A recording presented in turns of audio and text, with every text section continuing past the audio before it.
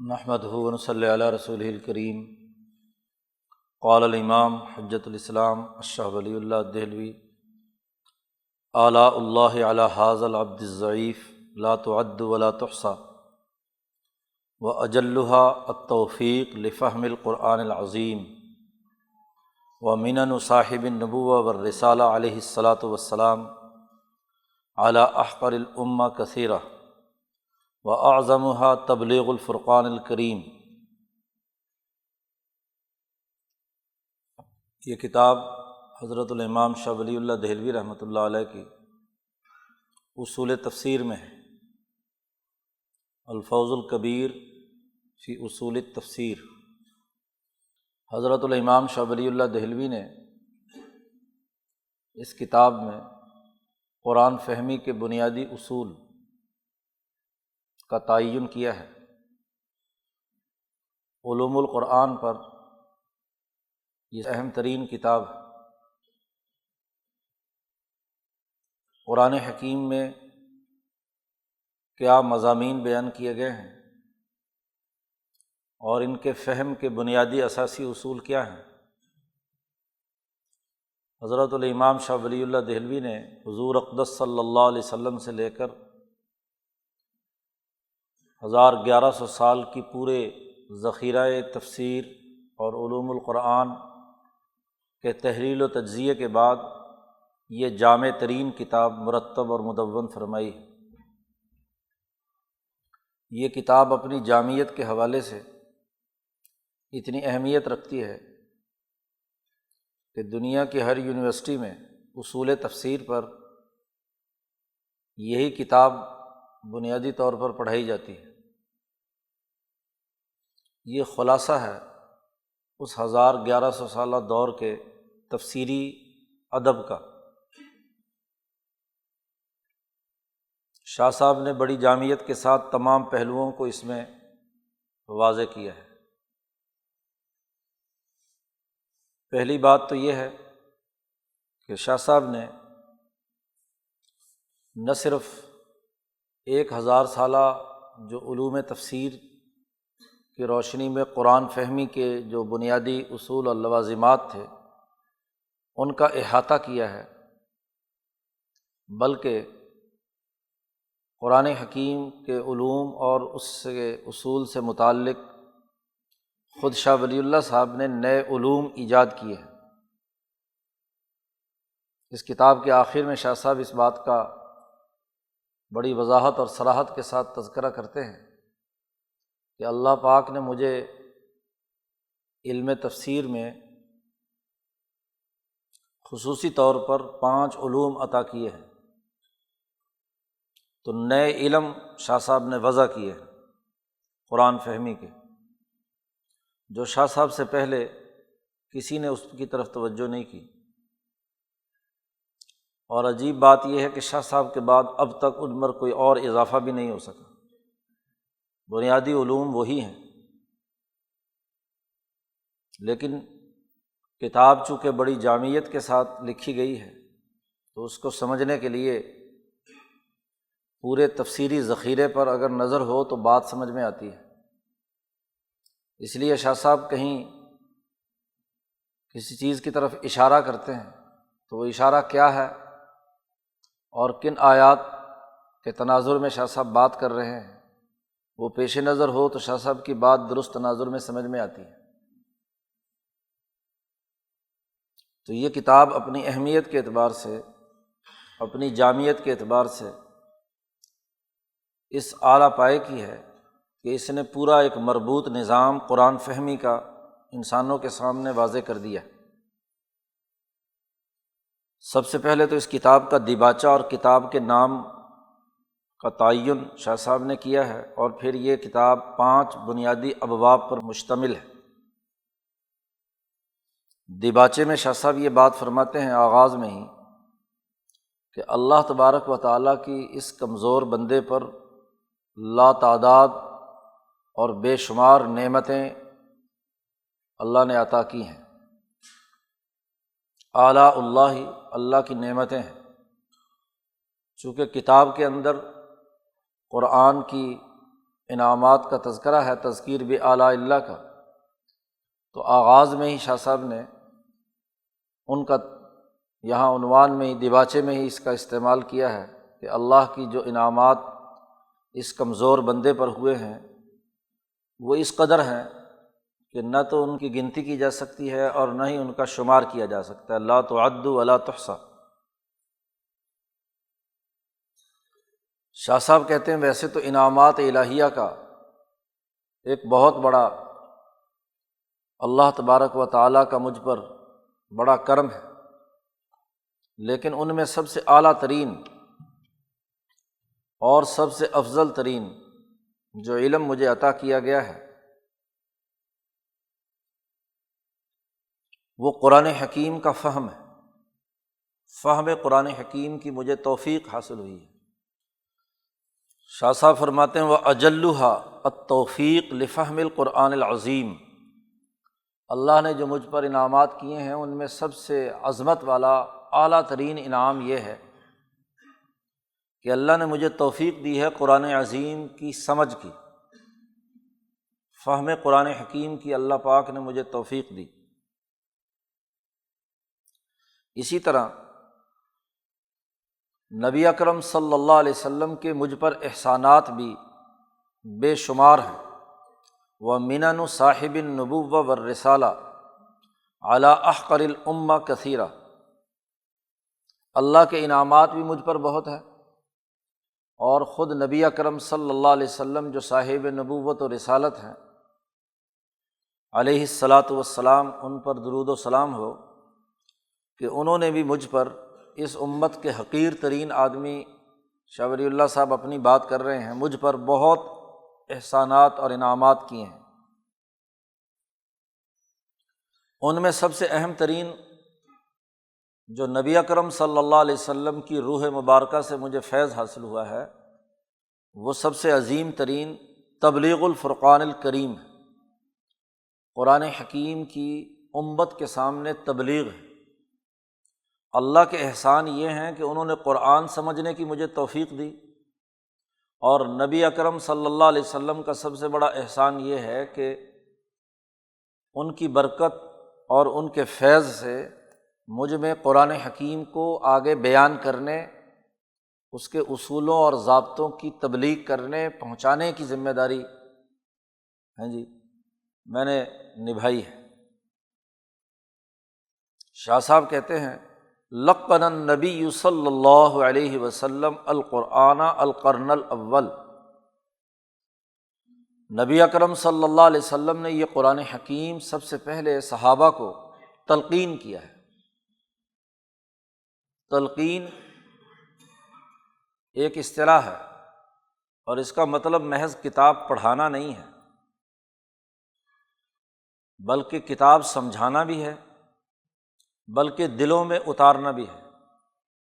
صوفیہ جسے توجہ باطنی کہتے ہیں کہ اپنے قلب کی توجہ سے، جیسے مشائخ اپنے جو متعلقین ہیں ان کے دلوں میں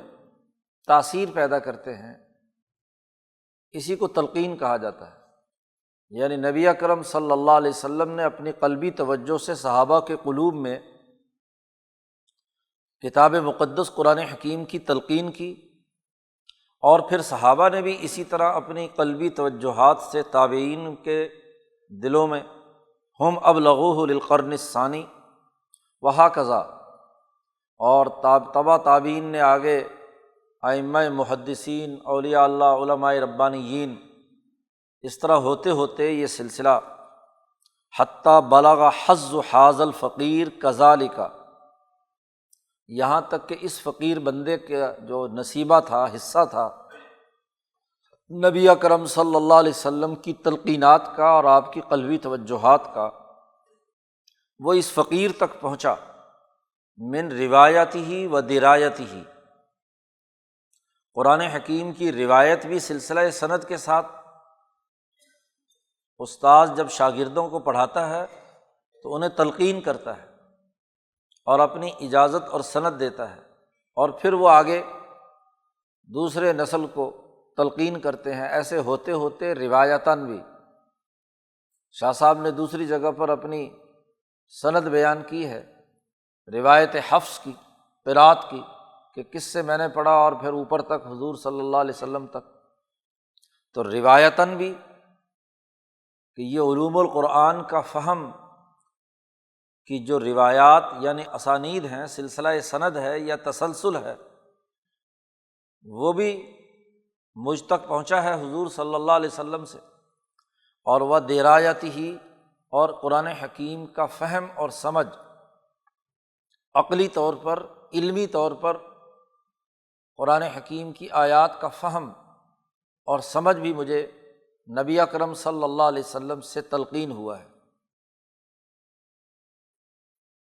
اس کے بعد نبی اکرم صلی اللہ علیہ وسلم پر درود و سلام بھیجتے ہوئے فرماتے ہیں اللہم صلی علی ھذا النبی الکریم، اے اللہ درود و سلام بھیج اس معزز نبی پر جو سیدنا و مولانا و شفیعنا، جو ہمارے سردار ہیں، ہمارے مولا ہیں اور ہماری سفارش کرنے والے، افضل صلواتی کا، بہت اونچے درجے کا درود و سلام ان پر بھیج،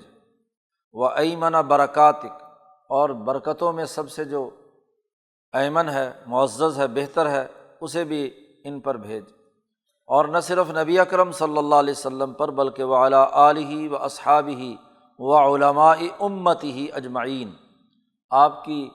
آل اولاد پر بھی، آپ کے صحابہ پر بھی، اور اس امت کے تمام علماء پر جن کے تسلسل سے یہ دین ہم تک پہنچا ہے، برحمتک یا ارحم الراحمین۔ اما بعد، شاہ صاحب کہتے ہیں اس کے بعد فیقول الفقیر ولی اللہ ابن عبد الرحیم عاملہم اللہ تعالیٰ بلطفہ العظیم، یہ فقیر بندہ جس کا نام ولی اللہ جو عبد الرحیم کا بیٹا ہے، اللہ تعالیٰ ان دونوں کے ساتھ لطف عظیم کا معاملہ کرے۔ یہ بندہ فقیر کہتا ہے کہ لما فتح اللہ علیہ بابا من فہم کتابہ المجید، جب اللہ پاک نے مجھ پر قرآن حکیم کی فہم کا دروازہ کھول دیا، قرآن مجید، کتاب مجید کی فہم کا دروازہ اللہ نے کھول دیا، تو میرا ارادہ یہ ہوا کہ بعض مفید نکات میں جمع کر دوں اور انہیں اصولوں اور قاعدوں کی صورت میں ضبط کر کے بیان کر دوں، بعض اہم اور بنیادی نکتے وہ اصول اور ضوابط کی صورت میں جمع کروں اور انہیں منضبط کروں۔ ایسے نکات ہیں وہ جو لوگوں کے لیے بہت ہی نفع بخش ہیں۔ الاصحاب، شاہ صاحب کے اپنے شاگردوں کی طرف اشارہ ہے کہ میرے اپنے جو تلامذہ ہیں، مجھے پڑھنے والے لوگ ہیں، ان کو وہ اصول ضرور نفع دیں گے۔ یہ میں تمام اصول اور ضابطے ایک مختصر رسالے میں جمع کر دوں۔ والمرجو من لطف اللہ الذی لا انتہاء لہ، مجھے قوی امید ہے اللہ کی لطف اور مہربانی سے، اللہ کی مہربانی کی کوئی انتہا نہیں ہے، وہ بے انتہا لطف و کرم جو اللہ کا ہے اس سے مجھے پوری امید ہے کہ ان یفتح لطلبۃ العلم بمجرد فہم ہذہ القواعد شارعا واسعا فی فہم معانی کتاب اللہ، مجھے قوی امید ہے کہ جو علم کے طالب علم ہیں، ان طلباء علم کے لیے ان قواعد کو سمجھ جانے کے بعد اللہ کی کتاب کے معانی کو سمجھنے کی ایک واضح اور وسیع شاہراہ کھل جائے گی، ایک شاہراہ عظیم ان کے سامنے کھل جائے گی کتاب مقدس قرآن حکیم کو سمجھنے کے لیے۔ یہ اگر قاعدے اور ضابطے اور یہ بنیادی اساسی اصول انہوں نے یاد کر لیے، سمجھ لیے، تو اس کے فہم اور سمجھ سے ایک وسیع شارعاً واسعاً بڑی چوڑی سڑک کھل جائے گی۔ شاہ صاحب کہتے ہیں کہ ایسے تمام لوگوں کے لیے یہ شاہراہ ہوگی کہ اگرچہ ساری عمر انہوں نے کتنی ہی تفسیریں کیوں نہ پڑھی ہوں،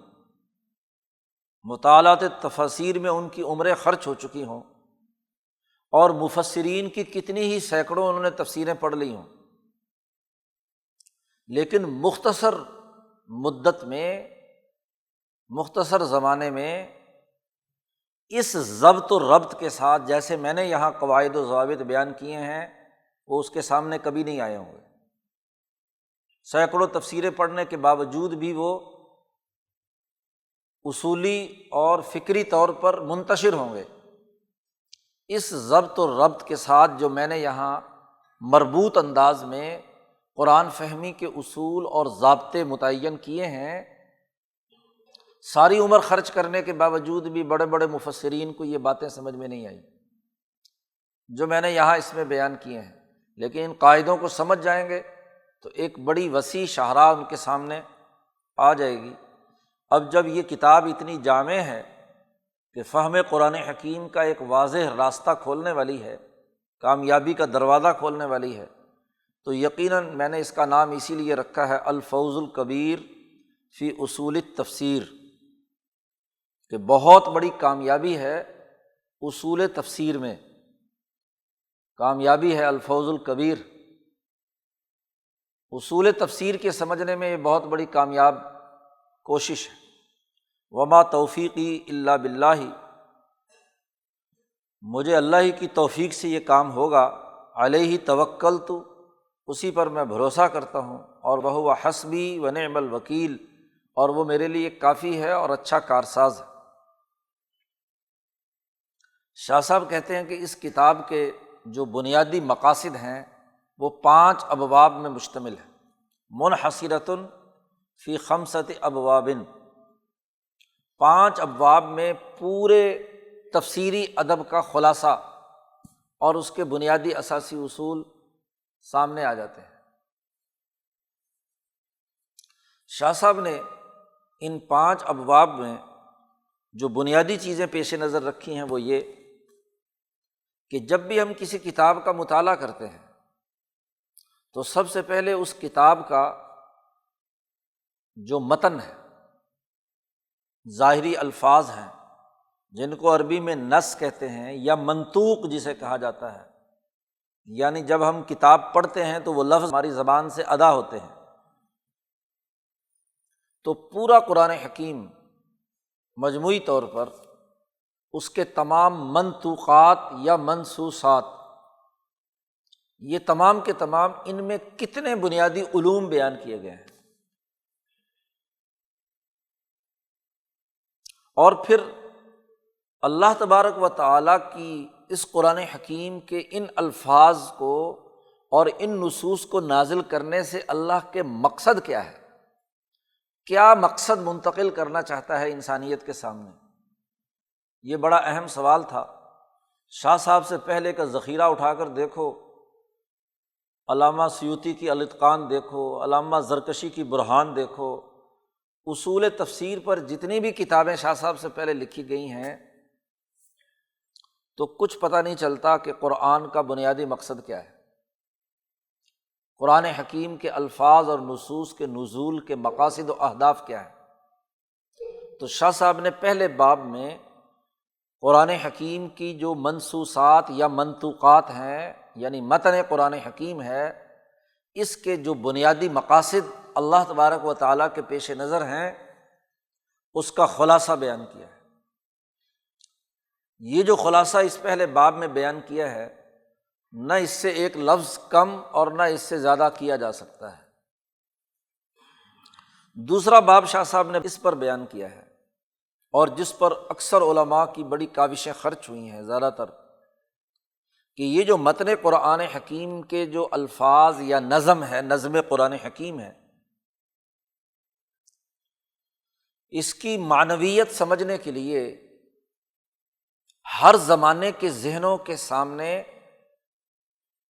اس کے بنیادی اساسی اصول کیا ہے، کیونکہ قرآن ایک تو وہ ہے جو عربوں پر نازل ہوا، عربوں کو تو کسی قاعدے اور ضابطے سمجھنے کے لیے کسی ترجمے کی ضرورت نہیں تھی، لیکن جو لوگ غیر عرب ہیں ان کو اس نظم قرآن کے معنی سمجھنے کے لیے کن اساسی اصولوں کو پیش نظر رکھنا ہے، اس کے مطالب کیا ہیں، اس کے معانی سمجھنے کے لیے۔ تو ہر انسان یا ہر زمانے کے لوگوں کے سامنے قرآن کے الفاظ کی معنویت واضح کرنے کے بنیادی اساسی اصول، اس کے لیے شاہ صاحب نے دوسرا باب مقرر کیا ہے، اور اس کے لیے 1000 سالہ دور میں مفسرین نے جتنے طریقے بیان کیے ہیں قرآن حکیم کے الفاظ کی معنویت، اس کی تشریح، اس کی ادبی لطافت، اس کی صرف، نحو، گرامر وغیرہ وغیرہ مشکل الفاظ کی تشریح اور اس کے فہم اور سمجھ کے لیے فقہا نے جو فقہی اصول یا ضابطے اخذ کیے ہیں، ان کا شاہ صاحب نے بڑا جامع خلاصہ بیان کر دیا ہے۔ بڑی بڑی تفسیروں میں وہ چیزیں موجود نہیں ہیں جو بکھری ہوئی تھیں، تو وہ شاہ صاحب نے ایک جگہ پر جمع کر کے ان کے ترتیب وار نکات متعین کر دیے کہ یہ طریقہ کار اختیار کیا جائے تو قرآن حکیم کے الفاظ کے معانی درست طور پر سمجھے جا سکتے ہیں۔ دوسرا باب اس پر ہے، اور پھر تیسرا باب جو شاہ صاحب نے متعین کیا وہ یہ کہ اس کے ادبی لطائف اور اس کا اسلوب۔ قرآن حکیم کے بارے میں کہا جاتا ہے، پرانے علماء بھی کہتے رہے کہ نہ قرآن نظم ہے نہ نثر ہے، حالانکہ دنیا میں جو کلام ہوتا ہے وہ یا نظم ہے یا نثر ہوتا ہے، یا شعر ہے یا نثر ہے۔ تو قرآن کے بارے میں کہا جاتا ہے کہ یہ نہ نظم ہے نہ نثر ہے، تو کیا ہے؟ یہ ایک اہم سوال تھا۔ تو یہاں پہلے علماء بہت ادھر ادھر کی باتیں انہوں نے کی ہیں، مشکل میں پڑے ہوئے ہیں۔ تو شاہ صاحب نے اس کو بڑی جامعیت کے ساتھ اس کے ادبی لطائف، اس کا اسلوب بیان، اس کا وہ زوردار انداز جو دلوں کو جھنجھوڑ کر دلوں کو متوجہ کرتا ہے، اس اسلوب کو متعین کرنے کے بنیادی اساسی اصول، جس میں کچھ تو وہی ہیں جو قدیم علماء نے جن پر بحث کی ہے، لیکن اس کا بڑا مفید خلاصہ شاہ صاحب نے متعین کر دیا، اور کچھ نئی تحقیقات اور نئے افادات شاہ صاحب نے اپنی طرف سے واضح کیے ہیں جو اللہ نے یقیناً آپ کے قلب پر ڈالے ہیں۔ تیسرا باب اس حوالے سے ہے۔ چوتھے باب میں شاہ صاحب نے 1000 سال کا جو ذخیرہ تفسیر ہے اور اس میں تفسیری جو اسلوب رہے ہیں ان کا تحلیل و تجزیہ کیا ہے کہ پہلے لوگ قرآن حکیم کی جو تفسیریں لکھتے تھے ان کے بنیادی اسالیب کیا تھے۔ تو شاہ صاحب نے وہاں جائزہ لیا ہے کہ محدثین نے حدیث کے نقطۂ نظر سے تفسیریں لکھیں، فقہا نے فقہی نقطۂ نظر سے تفسیریں لکھیں، نحویوں نے قرآن کی نحوی گرامر کے اعتبار سے تفسیریں لکھیں، جو صرف کے ماہرین تھے انہوں نے صرفی اعتبار سے قرآن پر بحث کی اور اس کی تفسیریں لکھی، صوفیاء تھے تو انہوں نے تصوف کے نقطۂ نظر سے تفسیریں لکھی، اور کچھ لوگ جو علم سیر کے اور جہاد اور غلبے کے ماہر تھے انہوں نے اس کے تناظر میں قرآن حکیم پر بحث اور گفتگو کی ہے۔ اور پھر کچھ لوگ وہ آئے جنہوں نے کسی نے 2 علم ایک جگہ جمع کر دیے، کسی نے 3 علم ایک جگہ جمع کر دیے، کسی نے 4 علم کو سامنے رکھ کر قرآن حکیم کی تفسیر لکھی۔ تو گزشتہ 1000 سال کے تفسیری ذخیرے کا تحلیل و تجزیہ کیا ہے۔ اور پھر ایک تو بات شاہ صاحب نے یہ کہی ہے اس چوتھے باب میں کہ ایک تو الحمدللہ اللہ نے مجھ پر یہ انعام کیا ہے کہ یہ جتنے منہج تفسیر رہے ہیں 1000 سال میں، مجھے ان تمام پر یکساں طور پر گرفت حاصل ہے، میں نے ان کو پورے طور پر سمجھا ہے۔ اور پھر یہی نہیں، شاہ صاحب نے کہا کہ ان مناہج تفسیر کو میں نے جب ایک جگہ جمع کیا تمام لوگوں کے، اور پھر اس کی روشنی میں مجھ پر اللہ پاک نے خاص انعام کیا کہ مجھے نئے 5 علوم میرے سامنے واضح ہوئے، اور ان علوم کی روشنی میں نے قرآن حکیم کا ایک جامع ترجمہ اور ایک جامع نقطۂ نظر سے تفسیری کچھ نظائر پیش کیے ہیں۔ یہ ولی اللہ ہی اسلوب ہے تفسیر کا، جس کو شاہ صاحب کے بعد میں بیٹوں نے بھی اور حضرت شاہ عبدالعزیز صاحب نے تفسیر فتح العزیز میں بھی اس اسلوب کو اختیار کیا ہے۔ تو یہ تمام مفسرین کے 1000 سالہ منہج تفسیر کو سامنے رکھ کر جو شاہ صاحب نے نئے 5 علوم تفسیر یا علوم القرآن دریافت کیے تھے، اس تمام کے مجموعے سے ایک ولی اللہ جامع تفسیری اصول اور ضابطے واضح ہوتے ہیں، یہ شاہ صاحب نے بیان کیے۔ چوتھے باب میں 5ویں باب میں شاہ صاحب نے قرآن حکیم کے جو مشکل الفاظ تھے، جن کے معانی اور مفاہیم کے سمجھنے میں غریب القرآن اسے کہتے ہیں، تو غریب القرآن کی ایک شرح سورۃ فاتحہ سے لے کر والناس تک اس کو اس کتاب کا حصہ بھی بنایا ہے، اور لیکن چونکہ یہ ایک الگ مستقل کام بھی تھا تو اس لیے شاہ صاحب نے اس کا ایک نیا نام بھی دیا ہے فتح الخبیر، کہ یہ 5واں باب ایک مستقل رسالہ بھی الگ سے بن گیا، کیونکہ اس میں الفاتحہ سے لے کر الناس تک جتنے مشکل الفاظ آئے تھے ان کی تشریحات احادیث صحیحہ کی روشنی میں، غرائب القرآن کی روشنی میں شاہ صاحب نے واضح کیے ہیں۔ تو اس طرح یہ کتاب 5 ابواب پر مشتمل ہے، جس میں قرآن حکیم کے علوم اور تفسیر سے متعلق کوئی ایسا پہلو نہیں ہے جو شاہ صاحب نے چھوڑ دیا ہو۔ ہر پہلو سے متعلق اصولی اور کلی رہنمائی شاہ صاحب نے اس کتاب میں کی ہے۔ مختصر ہونے کے باوجود بڑی جامع کتاب ہے۔ اب اس کا سب سے پہلا باب ہے الباب الاول فی العلوم الخمسہ التی بینہا القرآن العظیم بطریق التنصیص۔ شاہ صاحب نے اس پہلے باب میں اس بات کا جائزہ لیا ہے کہ پورا قرآن حکیم سورۃ فاتحہ سے لے کر والناس تک اس میں کون سے بنیادی اساسی علوم بیان کیے گئے ہیں انسانیت کی رہنمائی کے لیے، وہ علوم کیا ہے، اور اللہ تبارک و تعالیٰ کا ان علوم سے جو بنیادی مقصد اور ہدف ہے قرآن حکیم کے نزول کا وہ کیا ہے،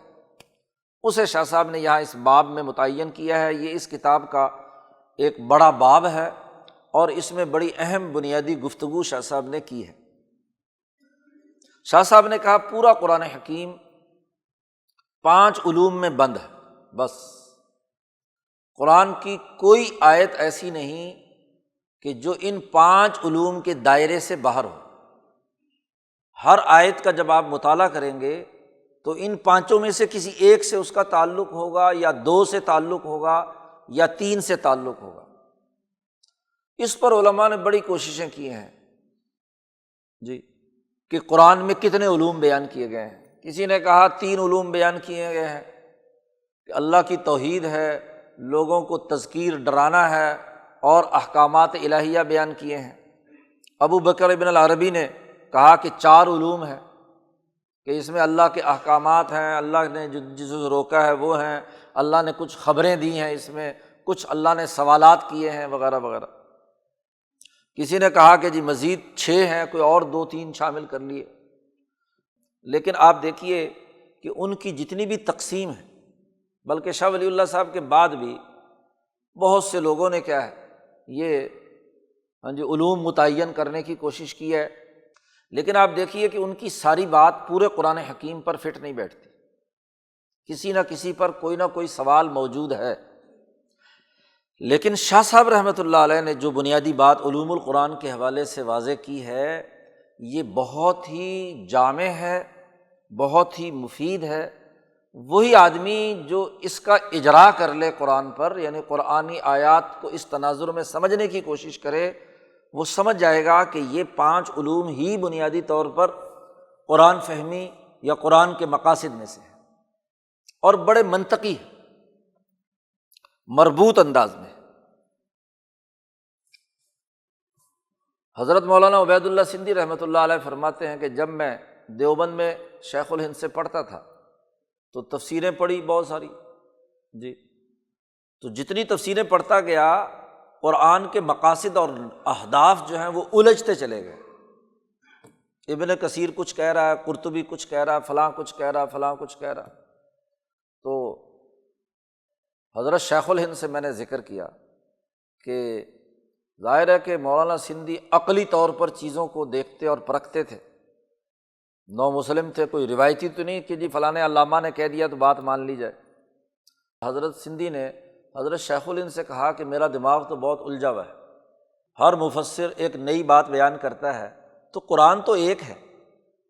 انسانیت کے لیے اس کا ایک پروگرام پر تمام کا اتفاق ہونا چاہیے، یہ تو جتنا کچھ پڑھتا ہوں اتنا دماغ الجھتا جا رہا۔ تو حضرت شیخ الہند کا انداز بہت عمدہ تھا، براہ راست شاہ صاحب کی کتاب دینے کے بجائے انہوں نے کہا کہ تم اصول تفسیر پڑھو۔ تو اصول تفسیر کے لیے حضرت کو الاتقان فی علوم القرآن علامہ سیوطی کی کتاب ہے وہ دی پڑھنے کو کہ یہ پڑھ لو، تو وہ پڑھی، اس میں اصولی باتیں ہیں ساری، لیکن مولانا سندھی کہتے ہیں میں مطمئن نہیں ہوا، کچھ باتیں تو حل ہوئیں لیکن بہت سے نئے سوالات کھڑے ہو گئے۔ پھر ایک اور کتاب پڑھنے کو دی تو کئی کتابوں میں گھما پھرا کر آخر میں شاہ صاحب کی اس کتاب کا حضرت شیخ الہند نے ذکر کیا کہ بھی ہمارے جو بزرگ ہیں، ہاں جی، حضرت شاہ ولی اللہ صاحب، انہوں نے بھی ایک مختصر سا رسالہ لکھا ہے الفوز الکبیر، وہ پڑھو ذرا۔ تو سب سے آخر میں جب یہ پڑھی میں نے تو میرا دماغ کھل گیا، قرآن حکیم کے فہم کا دروازہ کھل گیا، اور شیخ الہند کے انداز و اسلوب بھی مجھے سمجھ میں آ گیا، کیونکہ پہلے ایک چیز پڑھ لی جائے اور بعد میں باقی پڑھے تو پھر پتہ نہیں ہوتا ہے، پتہ نہیں فلانے نے کیا لکھا ہوگا۔ تو سب کچھ پڑھنے کے بعد جب میں نے اس کتاب کو پڑھا تو پورا منظرنامہ واضح ہو گیا، اس کا اصولی اور کلی نظام میرے سامنے آ گیا۔ تو شاہ صاحب نے کہا کہ بنیادی طور پر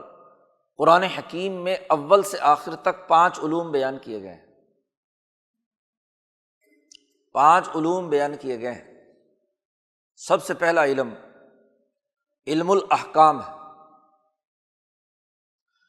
انسانی سوسائٹی، انسانی معاشرے کو درست رکھنے کے لیے ایک سسٹم اور ایک قانون کی ضرورت ہوتی ہے، قانون اور نظام کی ضرورت ہے، اور ہر قانون اور نظام کے لیے یہ ضروری ہے کہ کچھ بنیادی احکامات دیے جائیں کہ یہ کرو اور یہ نہ کرو۔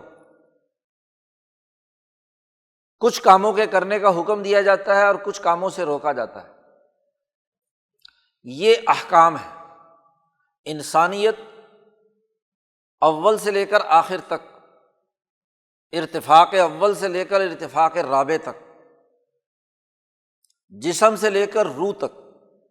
اس کے ارتقاء کے، اس کی ترقی کے، اس کے کامیابی کے بنیادی احکامات کیا ہیں؟ تو قرآن حکیم نے یہاں احکامات بیان کیے ہیں۔ سب سے پہلا علم تو یہ ہے، مثلاً حکم دیا نماز پڑھو، روزہ رکھو، ہاں جی، شادی بیاہ وغیرہ کے امور جو ہیں ان کو متعین کیا ہے، احکامات دیے ہیں، اور ہر حکم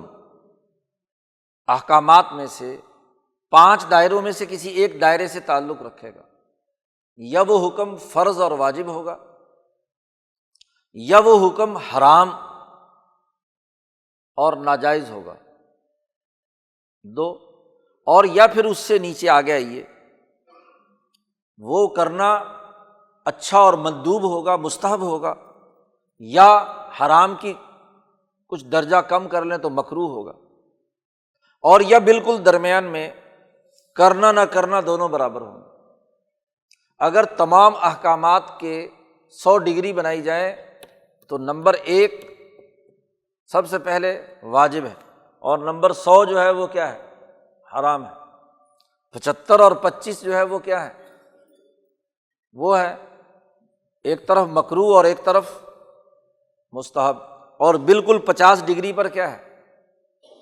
مباح۔ ہر کام کے یہ تمام پہلو ہیں۔ تو 5 نقطۂ نظر سے وہ تمام احکامات یا اللہ نے انہیں فرض اور واجب کیا ہوگا، یا اللہ نے اس کو مستحب قرار دیا ہوگا، یا اللہ نے اسے مباح قرار دیا ہے کہ کرو یا نہ کرو، اور یا وہ مکروہ ہے یا وہ حرام ہے۔ احکامات کے 5 ہی بنیادی حکم ہیں۔ یہ علم الاحکام ہے۔ سب سے پہلا علم علم الاحکام، انسانی سوسائٹی کے تمام احکامات، اور ان احکامات کا دائرہ حجت اللہ البالغہ سے معلوم ہوتا ہے۔ علم الاحکام کے ذیلی علم تین ہیں: علم التوحید والصفات، علم العبادات اور علم الارتفاقات۔ یہاں تو چونکہ یہ کتاب لکھی ہے تفسیر پڑھنے پڑھانے والے بچوں کے لیے، اس لیے شاہ صاحب نے یہاں لمبی چوڑی تفصیل نہیں بیان کی۔ حجت اللہ البالغہ میں جو لوگ حجت اللہ پڑھ رہے ہیں، اگر انہیں یاد ہو، وہاں ایک باب قائم کیا ہے شاہ صاحب نے، باب انشقاق التکلیف من التقدیر، کہ تقدیر سے ہی شریعت پھوٹی ہے۔ اور وہاں شاہ صاحب نے انسان کی قوت عقلیہ اور قوت عملیہ کی صلاحیتوں کا تذکرہ کیا ہے، اور بتلایا ہے کہ جو اعلیٰ ترین درجے کی قوت عقلیہ رکھتے ہیں ان کے لیے علم کا دروازہ کھولا ہے اللہ تعالیٰ نے، اور خاص طور پر امام الانبیاء حضرت محمد مصطفیٰ صلی اللہ علیہ وسلم کے لیے۔ شاہ صاحب نے سطاعت میں ایک اور گفتگو کرتے ہوئے یہ بات فرمائی ہے کہ اللہ نے جب انسان کو پیدا کیا تھا تو اللہ نے اس کے اوپر ایک تجلی ڈالی، روشنی ڈالی اپنی۔ اس روشنی کے نتیجے میں پورا جسم انسانی اور روح انسانی، پورا کا پورا انسان روشن ہو گیا۔ اس انسانی جسم سے بہت سے شرارے پھوٹے، ان شراروں سے معلوم ہو گیا کہ اس انسان کا، گویا کہ ایکس رے کیا اللہ نے، کہ کون سی چیز اس انسانی نفس اور جسم کے لیے مفید ہے اور کون سی چیز نقصان دہ ہے، کیا کیا چیزیں استعمال کرے گا تو وہ اس کے جسم اور روح کی ترقی کا باعث ہوگا، اور کون کون سی چیزیں اس کے لیے کیا ہیں، نقصان دہ ہیں، کون سی کس درجے کی نقصان دہ ہیں اور کون سی کتنے درجے کی نقصان دہ ہیں۔ تو حرام اور مکروہ ان تمام چیزوں کو قرار دے دیا جو جسم انسانی یا نفس انسانی کے لیے نقصان دہ تھی، اور واجب اور مستحب ان تمام اشیاء کو قرار دے دیا جو اس کے لیے اسی درجے میں مفید تھیں، مکمل طور پر مفید تھیں اور لازمی تھی اس کے لیے، تو اسے تو واجب اور فرض قرار دے دیا، اور جو اس سے کم درجے کی تھی انہیں مستحب قرار دے دیا، اور جن چیزوں کا کرنا کر لے تو فائدہ ہے، نہ کرے تو کوئی نقصان نہیں، اسے مباح قرار دے دیا۔ تو اللہ نے آدم کا ایکس رے لیا اور اس کے بعد اس کا پتہ چل گیا کہ کہاں کہاں کیا کیا مسئلہ ہے، کون کون سی چیزیں اس کے لیے مفید ہیں اور کون سی چیزیں اس کے لیے مفید نہیں۔ تو شریعت اور احکامات کا مجموعہ اس کے تناظر میں متعین ہوا، اور بتدریج اس کے اصول کلیہ تمام انبیاء پر ہیں، آدم پر، نوح پر، ابراہیم پر، اور پھر ہوتے ہوئے تمام انبیاء سے نبی اکرم صلی اللہ علیہ وسلم تک دنیا میں نازل ہوتا رہا۔ تو قرآن چونکہ پچھلے تمام علوم کا جامع ہے، اور اس کا جو مجموعہ ہے وہ پورا کا پورا اس کے لیے قرآن کی صورت میں دنیا میں نازل ہوا۔ تو اس علم الاحکام کے جو حکم ہیں یہ مرکزی حیثیت رکھتے ہیں، قرآن اس کے لیے نازل ہوا ہے،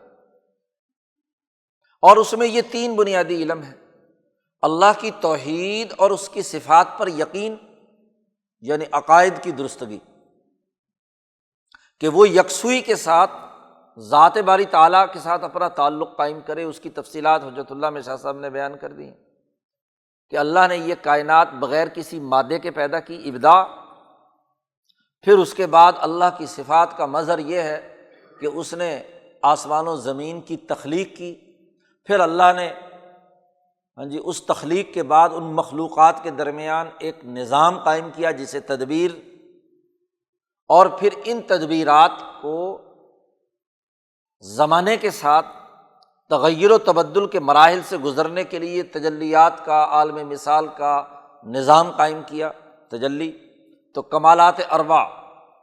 یہ توحید و صفات کا مظہر، اور دنیا میں ان کمالات اربع کا اظہار، شعائر اربع کی صورت میں ہوا۔ قرآن ایک تجلی ہے، کعبہ ایک تجلی ہے، نماز ایک تجلی ہے، اور خود نبی اکرم صلی اللہ علیہ وسلم اللہ کی تجلیات میں سے ایک تجلی ہے۔ تو چار کمالات اور چار شعائر ملا کر علم التوحید والصفات بنتا ہے۔ یہ ایک مستقل علم، اور اس علم کے قاعدے اور ضابطے امام شاہ ولی اللہ دہلوی نے اپنی مختلف کتابوں میں بیان کیے ہیں۔ وہ جو حضرت سندھی کا ایک جملہ ہے کہ شاہ ولی اللہ صاحب نے اپنی باتیں مختلف کتابوں میں اس کے اجزاء بیان کیے ہیں، اپنا پورا فلسفہ اور فکر مختلف جگہوں پر مختلف انداز میں ذہنی سطحوں کے اعتبار سے شاہ صاحب نے بیان کیا ہے۔ تو یہ علم الاحکام کے ذیل میں کمالات اربع اور شعائر اربع، چار شعائر اور چار کمالات، اس کی اساس پر علم التوحید والصفات کا دائرہ متعین ہو جاتا ہے۔ یہ ایک مستقل علم شاہ صاحب نے دریافت کیا۔ اور پھر علم العبادات، کوئی عبادت اس کے کیا نتائج نکلتے ہیں، تو عبادات کے مقاصد و اہداف چار بنیادی اخلاق اربع: طہارت، اخبات، سماحت اور عدالت، ان کو عبادت سمجھ کر کرنا، یعنی جتنے بھی اعمال کیے جائیں تو اس کے نتیجے میں یہ چار اخلاق پیدا ہوتے ہیں۔ قرآن کا مقصد یہ ہے، یہ علم العبادات کا پورا نظام ہے۔ حجت اللہ کے چوتھے اور پانچویں مبحث کو پڑھیں تو وہاں عبادت کی پوری فلسفی عقلی طور پر شاہ صاحب نے متعین کر کے علم العبادات کا تعین کر دیا۔ اور پھر اسی طریقے سے اس قرآن حکیم میں شاہ صاحب کہتے ہیں کہ علم الاحکام کے ذیل میں جو علم متعارف کرایا گیا ہے اسے کہتے ہیں علم الارتفاقات، ارتفاق اول سے لے کر چوتھے ارتفاق تک، چار ارتفاقات۔ تو گویا کہ یہ پورا علم الاحکام جو دراصل علم التوحید والصفات، علم العبادات، علم الارتفاقات، ان پر مشتمل ہے۔ پورے قرآن حکیم کے نزول کا جو مقصد اصلی ہے وہ یہ احکامات دینا ہے کہ کمالات الہیہ اس کے اندر راسخ ہو جائیں، شعائر الہیہ متعین ہو جائیں، ان کی عظمت پیدا ہو جائے، اور اخلاق اربع اس کے اندر آ جائیں، اور ارتفاقات اربع کا نظام سمجھ میں آ جائے۔ یہ 16 قسمیں علم الاحکام کے ذیل میں ہیں۔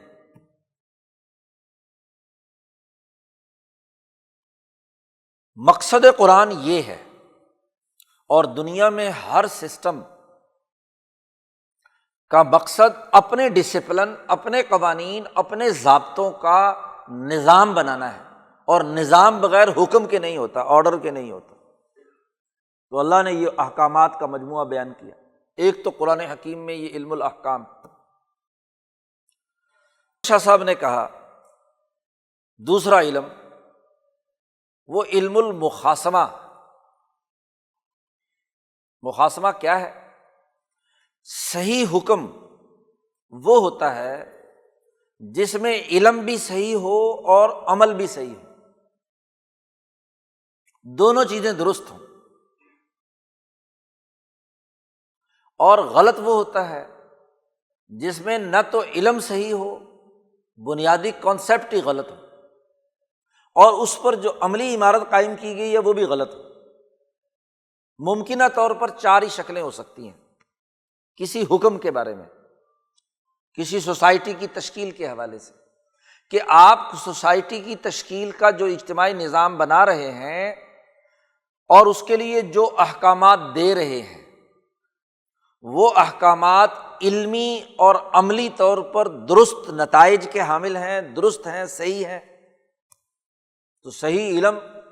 اور صحیح عمل پر مشتمل جو حکم ہوتا ہے وہ درست نتائج دیتا ہے۔ اس کے مقابلے میں ممکنہ دوسری شکل یہ ہو سکتی ہے کہ علم بھی صحیح نہ ہو اور عمل بھی صحیح نہ ہو۔ تیسری شکل، علم تو صحیح ہو لیکن عمل صحیح نہ ہو۔ اور چوتھی ممکنہ شکل یہ ہوتی ہے کہ عمل صحیح ہو اور علم صحیح نہ ہو، دونوں میں سے ایک غائب ہے، تو تب بھی کیا ہے، خرابی پیدا ہو۔ ممکنہ شکلیں 4 ہی ہیں۔ 5ویں ایک اور ممکنہ شکل بھی ہے کہ صحیح علم اور صحیح عمل کا اظہار کیا جائے، لیکن کیا ہے، وہ نتائج نہ دے، یعنی کام نہ کرے اس کے مطابق، دل سے نہ کرے، صرف ظاہر سے کرے، اس کو منافقت کہتے ہیں۔ تو شریعت کے جو احکامات ہیں ان کے مقابلے میں ممکنہ طور پر جو تصورات و تخیلات جن پر عمارتیں کھڑی تھیں، وہ جس وقت قرآن حکیم نازل ہوا وہ 4 طرح کے طبقے تھے، تو قرآن نے ان سے مکالمہ، مباحثہ اور مخاصمہ کیا، ان کے شکوک و شبہات اور ان کے غلط تصورات کی تردید کی ہے۔ ان میں سب سے پہلے تو مکے کے مشرکی تھے۔ مکے کے مشرکین کا معاملہ کیا تھا کہ جتنا انہوں نے سماج کی تشکیل کا ڈھانچہ کھڑا کیا ہوا تھا احکامات کا، نہ وہ علمی طور پر درست تھا نہ وہ عملی طور پر درست تھا، اس لیے وہ شرک اور کفر کی وادی میں، یعنی حقائق کے وہ منکر تھے، کفر، حقائق کا انکار کرنے والے، اللہ کے ساتھ شریک ٹھہرانے والے، تو بنیادی کانسیپٹ ہی غلط، اور اس کے بعد جو اس کا عملی نظام بنایا ہوا ہے وہ بھی غلط۔ تو قرآن حکیم نے اس علم المخاصمہ کے تحت پورا ایک علم شاہ صاحب نے اس کا متعین کیا۔ علم المخاصمہ کی تعریف کی ہے حجت اللہ میں، اگر آپ کو یاد ہو جنہوں نے حجت اللہ پڑھی ہے، وہاں علم المخاصمہ کی تعریف کرتے ہوئے شاہ صاحب نے کہا کہ وہ انسانی نفوس جو پست ذہنیت رکھتے ہیں، نفوس سفلیہ یا سفلیہ، پست ذہنیت رکھنے والے ایسے انسان جن کے دلوں میں محض شکوک و شبہات جنم لیتے ہیں، اور وہ شکوک و شبہات کی نہ کوئی علمی بنیاد ہوتی ہے اور نہ کوئی عملی بنیاد ہوتی ہے، تو ان شکوک و شبہات کا تعین کرنا اور اس کا جواب یا اسے حل کرنا، یعنی انسانی پس ذہنیتوں میں پیدا ہونے والے لا یعنی قسم کے شکوک و شبہات یا علمی اور عملی خرابیوں کے حوالے سے جو ان کو شک و شبہ پیدا ہو چکا ہے،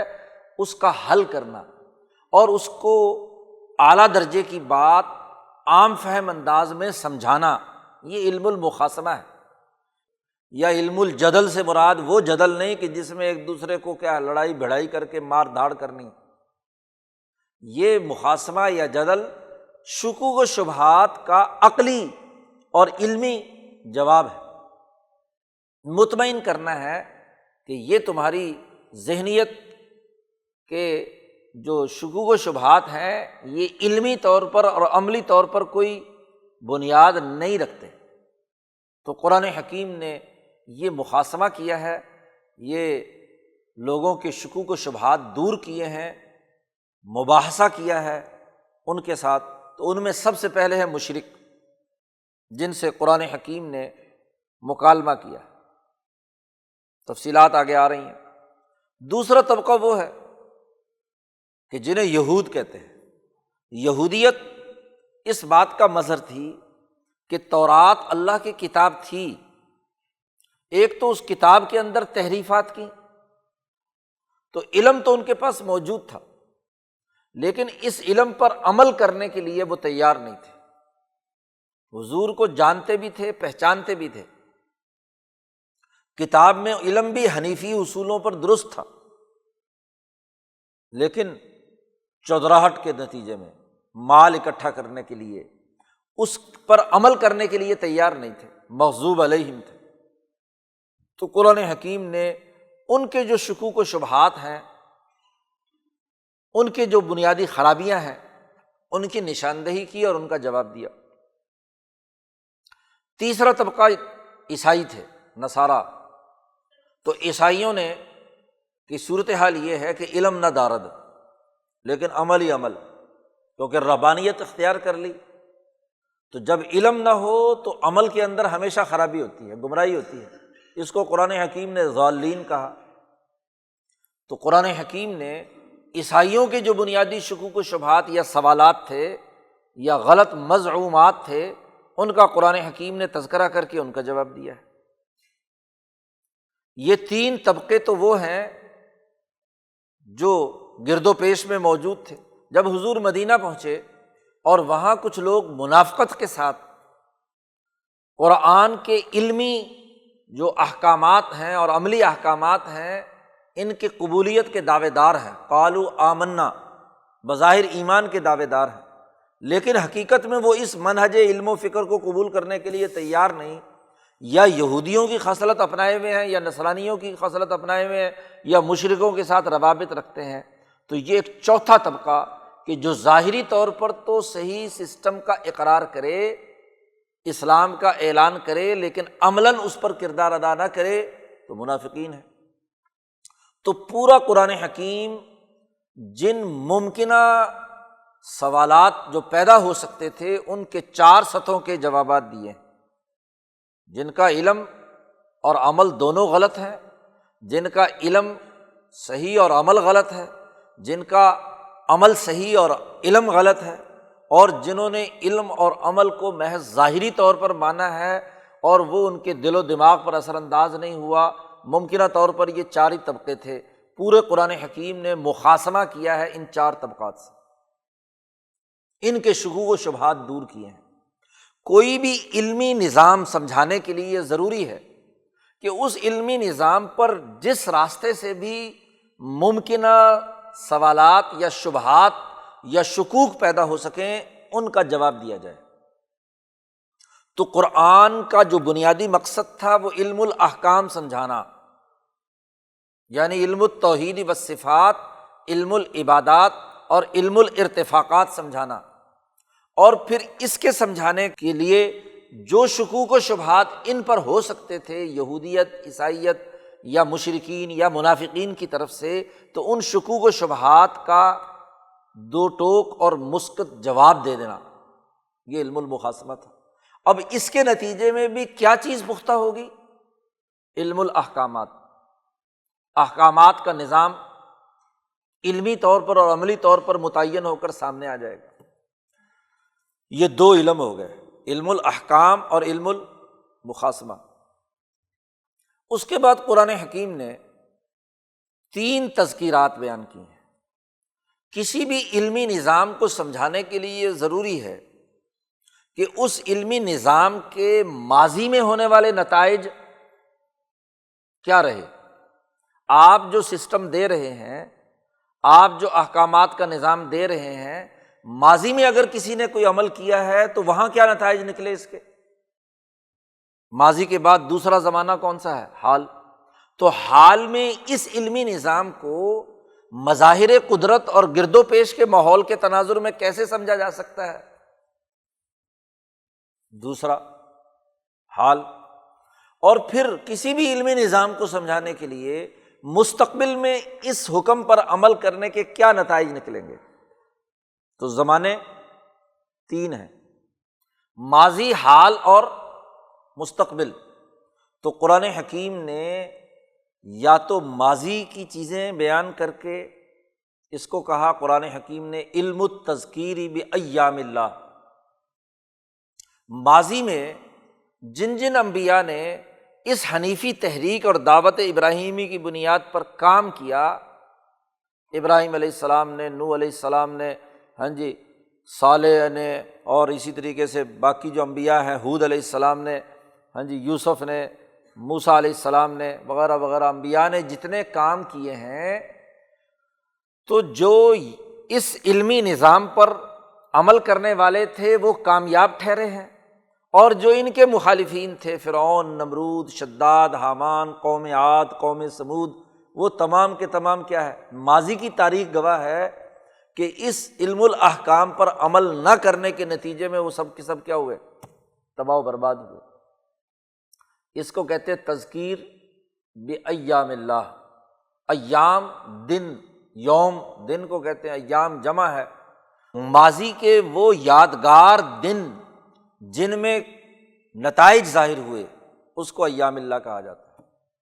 جی۔ کوئی کسی دن میں کوئی خاص واقعہ رونما ہوا ہو تو وہ لوگوں کو یاد رہتا ہے نا، جیسے پاکستانیوں کو اور خاص طور پر کشمیریوں کو، ہاں جی، اور بالا کوٹ والوں کو زلزلے کا زمانہ یاد ہے، ہاں جی، سن بھی یاد ہے اور تاریخ بھی یاد ہے، باقی سارے بھول گئے کیونکہ ان کو جھٹکا لگا تھا، تو وہ دن یاد ہے اس تاریخ کو، اس لیے وہ دن مناتے بھی ہیں اکتوبر میں جی۔ تو بات یہ ہے کہ یہ دن وہ ہوتا ہے جو ماضی کا وہ تاریخی دن جس میں فرعون غرق ہوا اور موسیٰ علیہ السلام کی جماعت کو کامیابی حاصل ہوئی، نمرود کا بیڑا غرق ہوا اور ابراہیم کامیاب ہوئے جی، یوسف علیہ السلام کامیاب ہوئے اور ان کے مخالفین کو شکست ہوئی، موسیٰ علیہ السلام کامیاب ہوئے، فرعون غرق ہوا، داؤد کامیاب ہوئے اور جالوت قتل ہوا، وغیرہ وغیرہ۔ اس کو ایام اللہ کہتے ہیں۔ تو قرآن نے اپنے علم الاحکام کو، اپنے اس مرکزی نظام کو سمجھانے کے لیے ماضی کی تاریخ سے استدلالات پیش کیے ہیں کہ دیکھو، اور خاص طور پر عربوں کو سمجھا رہے ہیں تو یہ تمہارے سامنے ہی سمود ہے، یہ عاد کے ہاں جی کھنڈرات موجود ہیں، یہ تم نے کیا ہے قصے سنے ہیں یوسف علیہ السلام کا، یہ تم نے ہاں جی موسیٰ علیہ السلام کا، فلاں فلاں فلاں۔ اس کے تناظر میں ماضی کی تاریخ سے استدلال کر کے قرآن نے اپنے علم الاحکام کو مضبوط طور پر واضح کیا کہ یہی حتمی طریقہ ہے انسانی کامیابی کا۔ اور ایک ہے علم التذکیر بآلاء اللہ، کہ قرآن نے غور و فکر کی دعوت دی ہے کہ بھائی اپنی ذات میں غور و فکر کرو، اپنے اوپر غور و فکر کرو، اپنے وجود کے اندر اور آفاق کے اندر، گرد و پیش میں آسمان و زمین، سورج، چاند، ستارے، درخت، ہوا، یہ انعامات جو چاروں طرف بکھرے ہوئے ہیں، ان پر غور و فکر کرو کہ جیسے یہ تمام چیزیں ایک سسٹم کے تحت چل رہی ہیں، ایک نظام کے تحت کام کر رہی ہیں، تو انسانی سوسائٹی کیوں ایک احکامات کے باقاعدہ نظام کے تحت کیوں نہیں بننی چاہیے؟ اس کا ارتفاقات کا اور اخلاق کا ایک مربوط نظام کیوں نہیں ہونا چاہیے؟ تو انعامات الہیہ جو گرد و پیش میں حال میں آپ کے چاروں طرف ہیں، اور اب تو جتنی سائنس ترقی کر رہی ہے اور ہمارے جسم کے راز کھل کر سامنے آ رہے ہیں، ہر انسانی عضو کا ایک مستقل علم اور اس کا ایک مستقل ایکسپرٹ سامنے آ رہا ہے، 4-5 سال وہ ایک عضو پر لگا دیتا ہے، دل پر ہی، صرف گردے پر ہی، جگر پر ہی، دماغ پر ہی، اس کا اپنا ایک نظام، اس کے اپنے اصول، ضابطے، قاعدے، ایک مستقل علم۔ تو جب یہ ساری چیزیں ایک طے شدہ نظام کے تحت چل رہی ہیں تو انسانی سماج ارتفاق اول سے لے کر رابع تک وہ طے شدہ سسٹم کے تحت کیوں نہ چلے؟ تو اپنے علم الاحکام کو تذکیر بآلاء اللہ کے ذریعے سے قرآن حکیم نے غور و فکر کی اور تدبر کی دعوت دی ہے کہ اس کو سوچو اور سمجھو۔ اور پھر علم التذکیر بالموت وما بعدہ، کہ یہ جو گرد و پیش کی دنیا ہے یہ تو ایک وقت ختم ہونی ہے، تمام مذاہب میں تمام انسانوں کے سامنے ہے کہ انسان مرتا ہے، تو مرنے کے بعد اس علم الاحکام کے کیا نتائج نکلیں گے، اس کو قرآن حکیم نے سمجھایا ہے کہ ایک عمل جو آپ دنیا میں کر رہے ہیں، اس عمل کا ایک اثر ضرور آپ کے وجود پر پڑتا ہے، اور یہ جو عمل کا اثر آپ کے وجود پر پڑا ہے، اس کا ایک نتیجہ تو دنیا میں ظاہر ہوتا ہے اور ایک نتیجہ موت کے بعد ظاہر ہونا ہے۔ تو اعمال کا عقلی نظام خواص البر والاسم متعین کیے ہیں، یہ عقلی طور پر اس حقیقت کو سمجھایا ہے اپنے علم الاحکام کی حقانیت کے ثبوت کے لیے۔ اور حجت اللہ میں یہ بات گزر چکی ہے کہ یہ علم التذکیر بآلاء اللہ جو حنیفی دور میں داخل ہوئی، اس کے بانی ابراہیم علیہ السلام ہے، اور پھر موسیٰ علیہ السلام نے تذکیر بایام اللہ کو شامل کیا اس حنیفی تحریک میں۔ اور حضرت محمد مصطفیٰ صلی اللہ علیہ وسلم کی خصوصیت یہ ہے کہ آپ نے موت اور اس کے بعد آپ کے علم الاحکام کا جو نتیجہ ظاہر ہونا ہے، اس کا عقلی نظام نبی اکرم صلی اللہ علیہ وسلم نے متعارف کرایا، اس کو کہتے ہیں تذکیر بالموت وما بعدہ۔ اور وہاں شاہ صاحب نے حجت اللہ میں ایک مزید لفظ کا اضافہ کیا ہے، وخواص البر والاسم۔ تو یہ 5 قرآن میں علم ہیں۔ اصل اور مرکزی علم علم الاحکام ہے۔ اس علم الاحکام کو پختہ کرنے کے لیے ممکنہ جو شکوک و شبہات کے 4 دائرے تھے، ان کے جوابات دے کر علم الاحکام کو پختہ کیا۔ ماضی کے دلائل سے تذکیر بھی ایام اللہ سے علم الاحکام کی پختگی کی، تذکیر بھی آلاء اللہ کے ذریعے سے علم الاحکام کو مضبوط کیا، اور بالموت وما بعدہ کی تذکیرات سے بھی علم الاحکام کو کیا۔ تو مرکز اور منبع پورے قرآن حکیم کے نزول کا علم الاحکام ہے، اور اس علم الاحکام کے ذیلی بنیادی علوم وہ علم الارتفاقات، علم العبادات، علم التوحید والصفات۔ تو پورا قرآن حکیم اول سے آخر تک پڑھ جائیے، کوئی آیت ایسی نہیں کہ جو ان 5 علوم میں سے کسی نہ کسی ایک علم سے تعلق نہ رکھتی ہو۔ ایک علم تو ضرور ہوگا۔ یہ بھی ممکن ہے کہ آیت کے اندر 2 علم ٹچ کیے گئے ہوں، یا 3 علم بیان کیے گئے ہوں، یا کوئی جامع آیت ہو جس میں 5 علوم آ گئے ہوں۔ قرآن پاک پر نظر دوڑائیں تو بہت سی ایسی جامع آیات ہیں جس میں تمام پہلو سامنے آ گئے۔ آیت الکرسی ہے، یا وہ جو سورۃ الحشر کی آخری آیات ہے، یا اسی طریقے سے مجادلہ کی آخری آیت ہے، وغیرہ وغیرہ۔ علماء نے اس پر بڑی گفتگو کی ہے۔ شاہ صاحب نے آگے جا کر بتلائیں گے، شاہ صاحب کو ایک جو نیا علم ایک اور ملا ہے، علم خواص القرآن، قرآنی صورتوں اور آیات کے خواص کا ایک مستقل علم ہے۔ وہ علم شاہ صاحب نے مرتب اور مدون کیا ہے۔ تو اس پہلے باب میں جو 5 علوم بیان کیے گئے ہیں، وہ بنیادی طور پر علم الاحکام، علم المخاصمہ، علم التذکیر بایام اللہ، علم التذکیر بآلاء اللہ، علم التذکیر بالموت وما بعدہ۔ شاہ صاحب نے یہاں شروع میں ان 5 کا اختصار کے ساتھ تذکرہ کیا ہے۔ شاہ صاحب کہتے ہیں کہ یاد رکھنا چاہیے کہ جتنے قرآن حکیم کے الفاظ پڑھے جاتے ہیں، القرآن المنطوقہ، جن کی تلاوت کی جاتی ہے، ان کے معانی 5 علوم کے دائرے سے باہر نہیں ہیں۔ شاہ صاحب نے حجت اللہ میں اس کے لیے لفظ استعمال کیا کہ عمدۃ علوم القرآن ہے یہ 5 علوم۔ نمبر 1 علم الاحکام، جس میں واجب، مندوب، مباح، مکروہ اور حرام ہے۔ اور پھر شاہ صاحب نے کہا کہ خواہ یہ من قسم العبادات ہوں، او من قسم المعاملات ہوں، او من تدبیر المنزل ہوں، او من السیاست المدنیہ ہوں، ارتفاقات۔ شاہ صاحب کہتے ہیں کہ اس علم کی تفصیلات فقہاء کے ذمے ہوتی ہیں کہ وہ علم الاحکام کے ان تینوں دائروں کے حوالے سے شریعت کا حکم اور اس کا پورا نظام انسانوں کے سامنے سمجھائے۔ اور دوسرا علم علم المخاصمہ ہے، اور علم المخاصمہ والرد علی الفرق الضالۃ الاربع، 4 گمراہ فرقوں کا رد ہے جن کے شکوک و شبہات ہیں، من الیہود والنصارى والمشرکین والمنافقین، یہودیت ہے، عیسائیت ہے، مشرکین ہیں اور منافقین ہیں۔ وطبیان ھذا العلم منوط بذمۃ المتکلم، اور اس علم کو بیان کرنا متکلمین اسلام، جو اسلام کی حقانیت مکالمے، مباحثے اور مناقشے کے ذریعے سے لوگوں کے سامنے واضح کرتے ہیں، ان کے عقلی شکوک و شبہات کا جواب دیتے ہیں، ان کو متکلم کہا جاتا ہے۔ وعلم التذکیر بآلاء اللہ، تیسرا علم کہ جس میں آسمان و زمین کی تخلیق اور بندوں کو اللہ نے ان کی ضروریات کے مطابق جو الہامات کا نظام بنایا ہے، اور اللہ سبحانہ تعالیٰ کی صفات کا تذکرہ، اللہ کی عظمت اور اس کی ہیبت و جلال کا تذکرہ اس میں کیا گیا ہے۔ اور پھر وعلم التذکیر بایام اللہ، یعنی ان واقعات کا بیان کہ جن کو اللہ تبارک و تعالیٰ نے گزشتہ تاریخ میں جو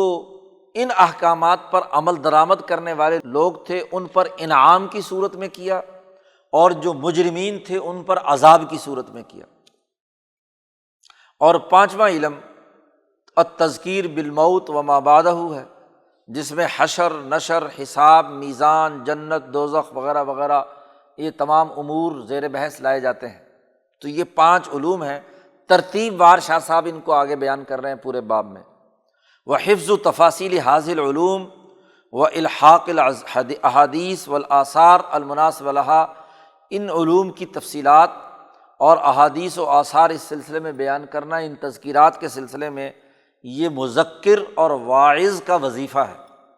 جو واعظ کہنے والا ہے وہ اس بنیاد پر اس سے تذکیرات کرتا ہے۔ تو شاہ صاحب نے کہا کہ بنیادی طور پر پہلا جو اس باب کا نقطہ سمجھنا ہے وہ یہ کہ پورا قرآن حکیم 5 بنیادی علوم پر مشتمل ہے۔ اس کے بعد شاہ صاحب نے 2 بنیادی تنبیہات کی ہیں، نوٹ دیے ہیں، اور ان کے ذریعے سے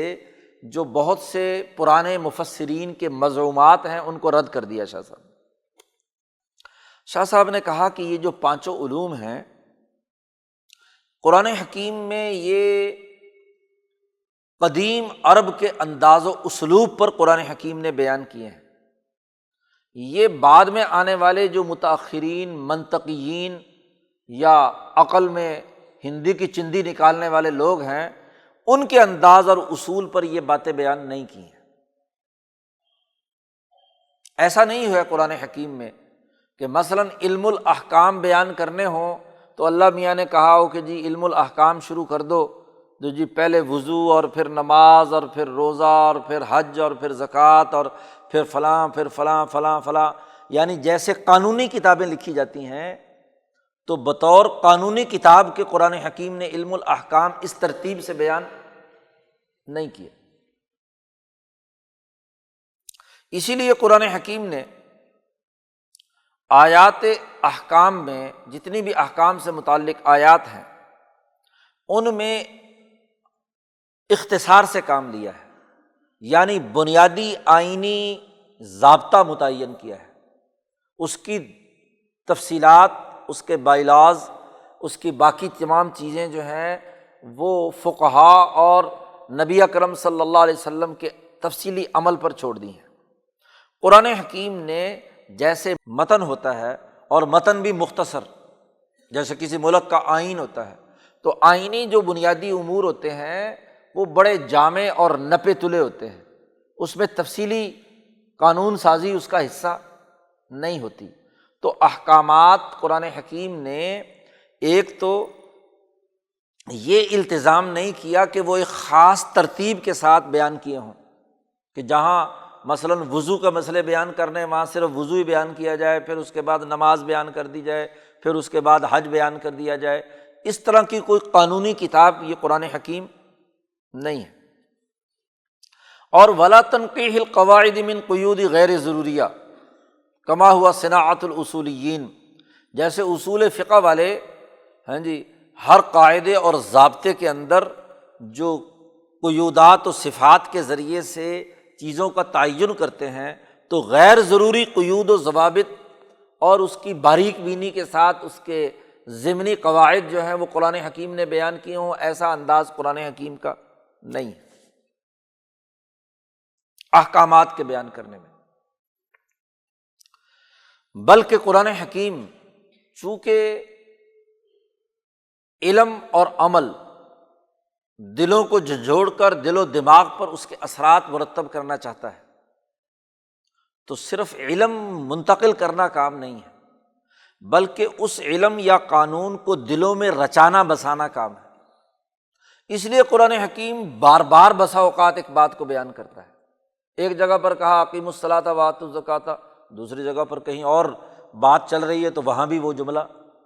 دوبارہ آ گیا، تیسری جگہ پھر آ گیا، چوتھی جگہ پھر آ گیا، تاکہ بار بار دہرانے سے بات ایک تو پختہ ہوتی ہے، اور دوسرا یہ کہ وہ دل و دماغ کے اندر رچ بس جاتی ہے۔ اس لیے وختار سبحانہ و تعالیٰ فی آیات المخاصمہ، اللہ تبارک و تعالیٰ نے مخاصمہ کی آیات کے اندر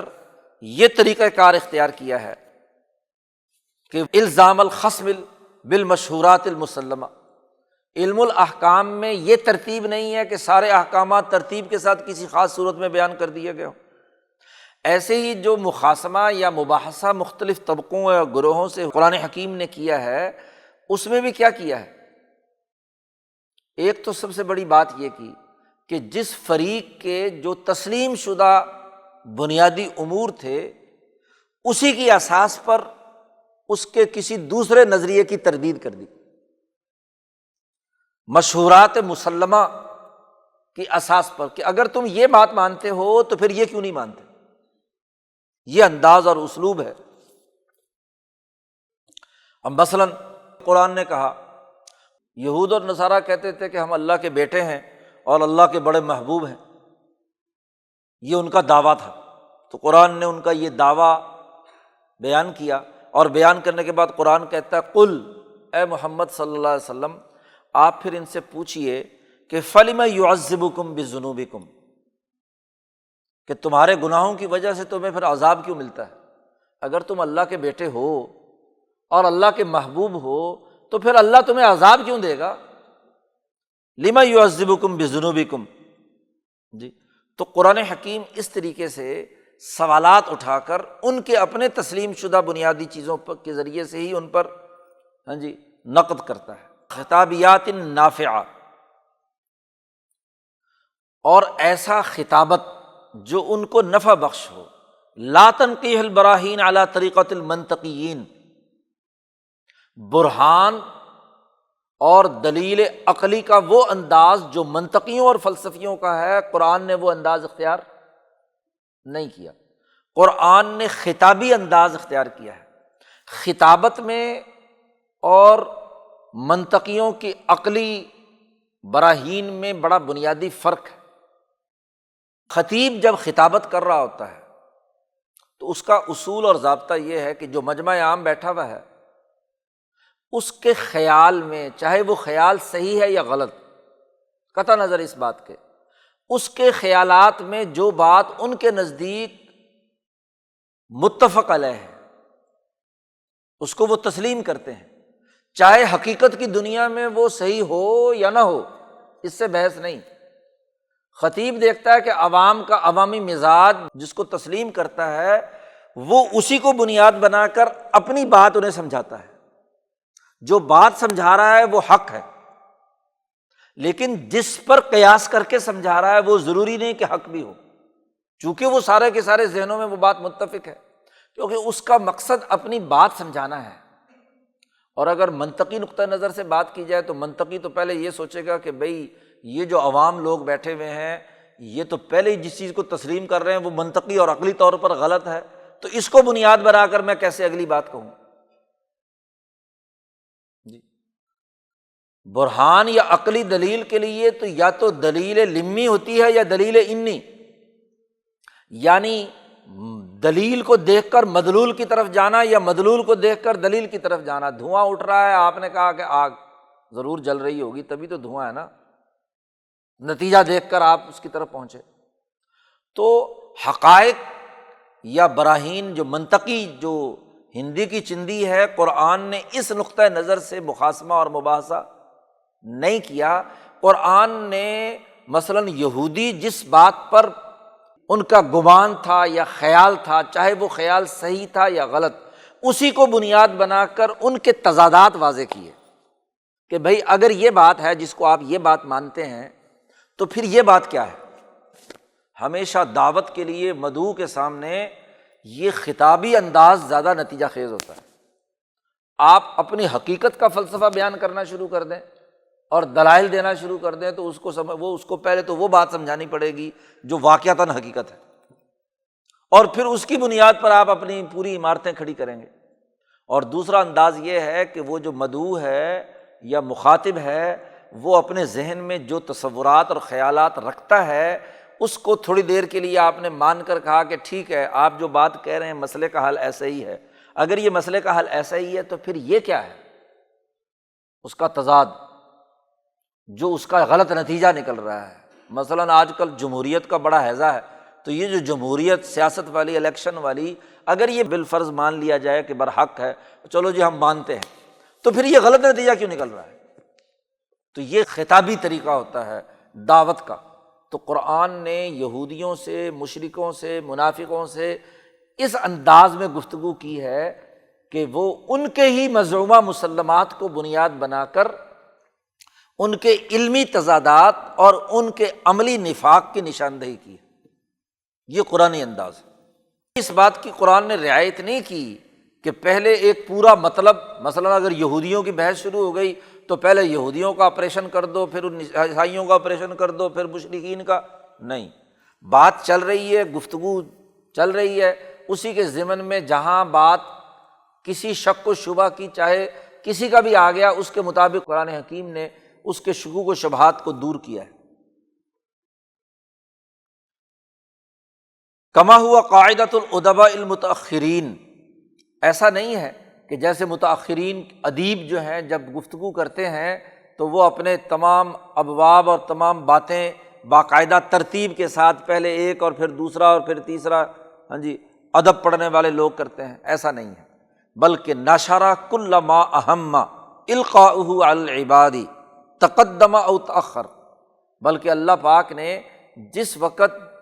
کیونکہ قرآن کی ہر آیت کسی نہ کسی واقعے پر نازل ہوئی ہے،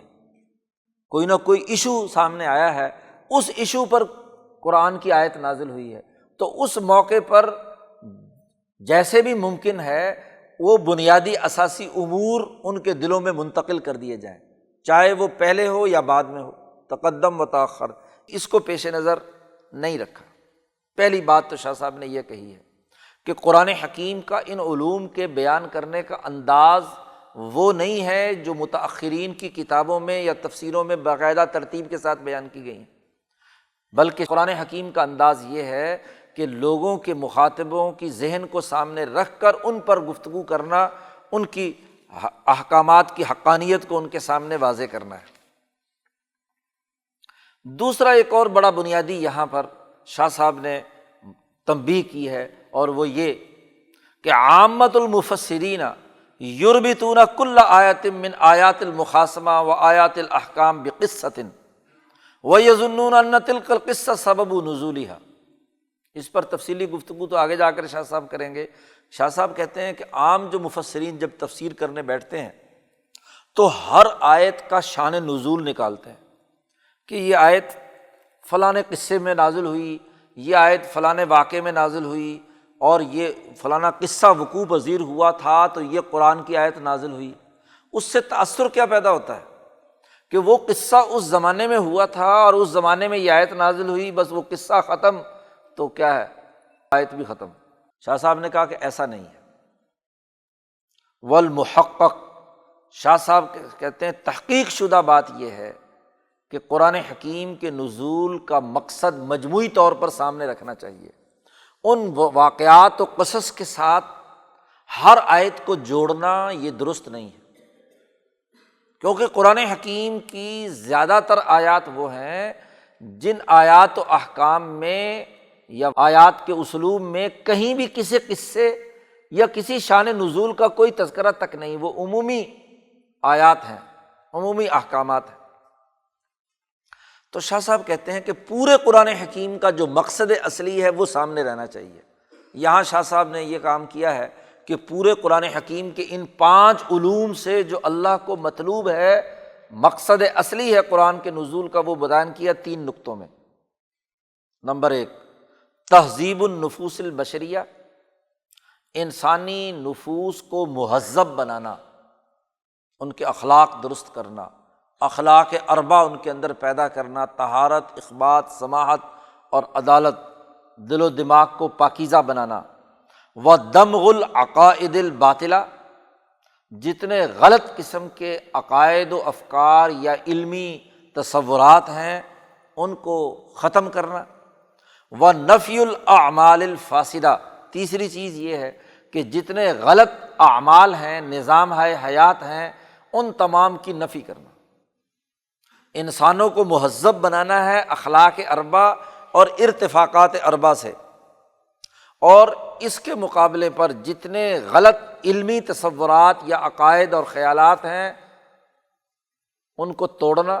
اور جتنے غلط عملی نظام ہیں ان کی نفی کرنا۔ یہ 3 مقاصد کے لیے قرآن نازل ہوا ہے، یہ مقصد اصلی ہے۔ اب شاہ صاحب کہتے ہیں کہ جتنی غلط تصورات یا عقائد موجود تھے، یہ سبب بنا ہے علم المخاصمہ پر مشتمل آیات کے نزول کا،